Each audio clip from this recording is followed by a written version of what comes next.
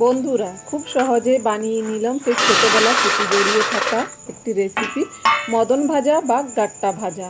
এটা কিন্তু বানানো খুব সহজ বন্ধুরা, একদম দোকানের মতো মুচমুচে। আগে আমরা স্কুলের গেটে মদন ভাজা যখন বিকতে আনতো কাকুগুলো, একদম হুড়মুড়িয়ে যেতাম এই মদন ভাজা খাওয়ার জন্য। তো চলো এই মদন ভাজা কিভাবে বানিয়েছি দেখতে থাকো। এই মদন ভাজার মধ্যে কিন্তু অনেকেরই ছোটোবেলার অনেক স্মৃতি জড়িয়ে আছে বন্ধুরা। জানি বন্ধুরা আমার মতো অনেকেরই এইরকম গাট্টা ভাজা বা মদন ভাজার অনেক ছোটোবেলার স্মৃতি জড়িয়ে আছে বন্ধুরা। সেগুলো তোমরা যদি আমার সঙ্গে শেয়ার করতে চাও অবশ্যই কমেন্টের মাধ্যমে শেয়ার করতে পারো। তো চলো এখন রেসিপিটা তৈরি করে নিই। এখানে আমি মেজারমেন্ট কাপের 1 কাপ আটা নিয়েছি আর 1 কাপ ময়দা নিয়েছি। তোমরা চাইলে পুরোটা ময়দা দিয়েও বানিয়ে নিতে পারো। তারপর দিয়ে দিচ্ছি স্বাদ মতো লবণ আর 1.5 চামচ আমি এখানে চিনি দিয়ে দিয়েছি।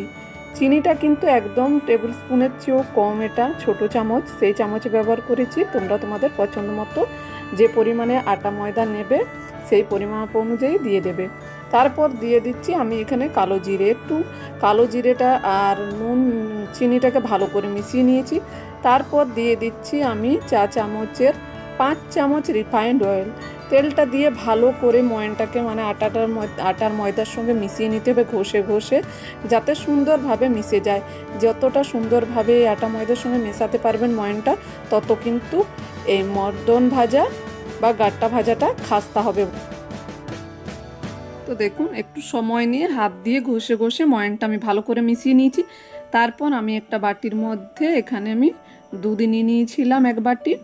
এটা আগে থেকে আমি গরম করে রেখেছিলাম দুধটা। তারপর আমি ঠান্ডা করে নিয়ে দুধটা দিয়ে দিচ্ছি। দুধটা দিয়ে ভালো করে আমি একটা সুন্দর করে মেখে একটা ডো বানিয়ে নেব। তবে আমার পুরো ডোটা কিন্তু দুধ দিয়ে মাখছি না, অল্প অল্প। এখন যে পরিমাণে জল লাগবে আমার সেই পরিমাণ অনুযায়ী আমি অল্প অল্প জল দিয়ে এইভাবে ডোটা ভালো করে মেখে নেব। ডোটা মাখবো আমি একটু সময় নিয়ে, এভাবে সুন্দর করে একটু ডোটা মাখলে কিন্তু এই গাট্টা ভাজা বা মদন ভাজাগুলো কিন্তু বেশ মুচমুচে আর খাস্তা হবে বন্ধুরা। আর এটা কিন্তু নরম হবে না, ডোটা একটু শক্ত টাইপের হবে। তো ডোটা দেখো আমার বানানো হয়ে গেছে ডোটা। তবু আমি আর একটু ভালো করে এটাকে মথে নিচ্ছি হাত দিয়ে সুন্দর করে। তারপর ডোটাকে আমি রেখে দেবো এটাকে রেস্টে 30 মিনিটের মতো, যাতে চিনিটা গলে যায় সুন্দরভাবে। 30 মিনিট পর দেখুন আমার কিন্তু ডোটার মধ্যে কোনো রকম চিনি নেই, সুন্দরভাবে গলে গেছে। আর আমি একটা অন্য জায়গার মধ্যে এটাকে ট্রান্সফার করে নিয়েছিলাম। এখন আমি ডোটাকে নিয়ে আবারও চাকির মধ্যে নিয়ে ভালো করে একটু মেখে নিয়েছি, মথে নিয়েছি ডোটাকে।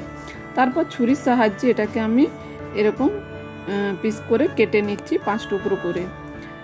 5 টুকরো করে আমি এটাকে কেটে নিয়ে আর সাইডে এটাকে আমি রেখে দিচ্ছি ঢাকা দিয়ে।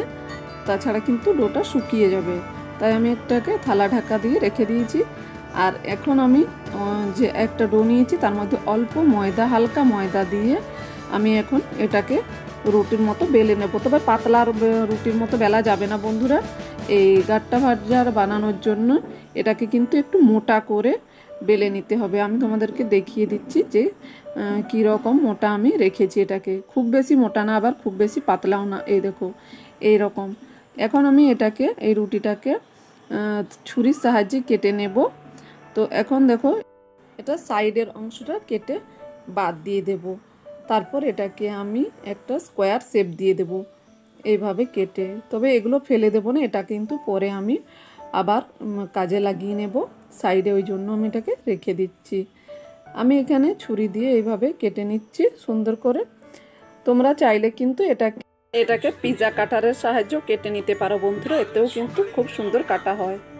আমি এটা ছুরি দিয়ে এখন দেখো এইভাবে লম্বা লম্বা করে কেটে নিচ্ছি। তবে খুব বেশি চওড়া করে কাটছি না, আবার খুব বেশি কিন্তু এটাকে পাতলা মানে সরু করেও কাটবো না। যেরকম গাট্টা ভাজা হয়ে থাকে শেপ, সেইভাবে আমি কিন্তু এটাকে সেম ওইভাবেই কেটে নিচ্ছি। এভাবে গাট্টা ভাজাগুলোকে আমি দেখো কেটে নিচ্ছি। কেটে আর আমি একটা থালার মধ্যে উঠিয়ে নেব। দেখো এগুলো কিন্তু একদম পাতলা করবে না বন্ধুরা, তাহলে কিন্তু নিমকির মতো চিপসে যাবে। গাঁটটা যেরকম শেপে থাকে আমরা একটু মোটা, সেইভাবেই কিন্তু এগুলোকে আমি কেটে নিয়েছি। তারপর একটা প্লেটের মধ্যে উঠিয়ে নিয়েছি। আর আগে থেকে কড়ার মধ্যে বেশ কিছুটা তেল আমি গরম হতে দিয়ে দিয়েছিলাম, তবে খুব বেশি তেলটা গরম করবেন না বন্ধুরা, হালকা গরম করে গাট্টাগুলো দিয়ে দিচ্ছি। এখন আমি এগুলো দেওয়ার পরে একটু নাড়াচাড়া করে নেব। আর দেখুন এগুলো কিন্তু কি সুন্দর একটা অপরের গায়ে কিন্তু লেগেও থাকবে না, এগুলো আপনি আপ কিন্তু দেখুন আলাদা হয়ে যাবে। এখন তেলের মধ্যে এগুলোকে দিয়ে একদম লো টু মিডিয়াম আছে আমি এগুলোকে ভেজে নেব। তার আগে আমি একটু নাড়াচাড়া করে নিচ্ছি। আর দেখুন কি সুন্দর ফুলে উঠেছে এগুলো গাট্টা ভাজাগুলো, এইভাবেই কিন্তু ফুলে উঠবে এগুলো। আর এগুলোকে একটু টাইম নিয়ে কিন্তু ভেজে নিতে হবে বন্ধুরা, তাছাড়া কিন্তু উপরটা লাল হয়ে যাবে, ভেতরটা কাঁচা থেকে যাবে, কিন্তু মুচমুচে খাস্তা হবে না। তো দেখো এইভাবে যখন গোল্ডেন কালার হয়ে আসছে তখন আমি এগুলোকে আবার উল্টে পাল্টে দিচ্ছি। আর এই গাট্টা ভাজা খেতে কিন্তু দুর্দান্ত লাগে বন্ধুরা। আমরা ছোট থেকেই এই গাট্টা ভাজা খাওয়ার জন্য স্কুলের গেটে কত কিনা করেছি, আর আজ সেগুলোকে আমি নিজের হাতে বানিয়ে নিচ্ছি। এই বানানোর মজাটাই আলাদা, কিন্তু তোমরাও চাইলে কিন্তু খুব সহজে এই গাট্টা ভাজা বাড়িতে বানিয়ে নিতে পারো বন্ধুরা। আর এগুলো ছোট বাচ্চারা খেতে খুব পছন্দ করে, ছোট কেন বড়রাও পছন্দ করে। দেখো কথা বলতে বলতে কিন্তু গাট্টা ভাজাগুলো আমার ভাজা হয়ে গেছে। এখন আমি একটা থালার মধ্যে এভাবে উঠিয়ে নিচ্ছি। আর এগুলো কত মুচমুচি হয়েছে, দেখো তোমরা আওয়াজটাই বুঝতে পেরে গেছো যে এটা কত মুচমুচি হয়েছে গাট্টা ভাজাগুলো। আবারও আমি একটা ব্যাচে ভেজে নিচ্ছি। আমি এগুলোকে 3 ব্যাচে এগুলো গাট্টা ভাজাগুলো বা মদন কটকটিগুলো ভেজে নিয়েছি। এগুলো কিন্তু একদম মুচমুচে হবে, একটু সময় নিয়ে কিন্তু ভেজে নেবে বন্ধুরা। আর যখন তোমরা প্রথম ব্যাচটা বাদে দ্বিতীয় ব্যাচটা ভাজবে, তেলটাকে কিন্তু হালকা ঠান্ডা করে নেবে, তারপর গাট্টাগুলো ভেজে নেবে। সবগুলো আমার ভাজা হয়ে গেছে। এখন আমি একটা থালার মধ্যে রেখে দিয়েছি আর একটা প্লেটের মধ্যে রেখে নিয়েছি। এখন আমার অনেকগুলো গাট্টা হয়েছে। এই গাট্টা ভাজা রেসিপিটা যদি তোমাদেরকে ভালো লেগে থাকে তাহলে চ্যানেলটি লাইক শেয়ার সাবস্ক্রাইব করতে ভুলো না বন্ধুরা। আর কমেন্ট করে জানাতে ভুলো না এই রেসিপিটি তোমাদেরকে কেমন লেগেছে।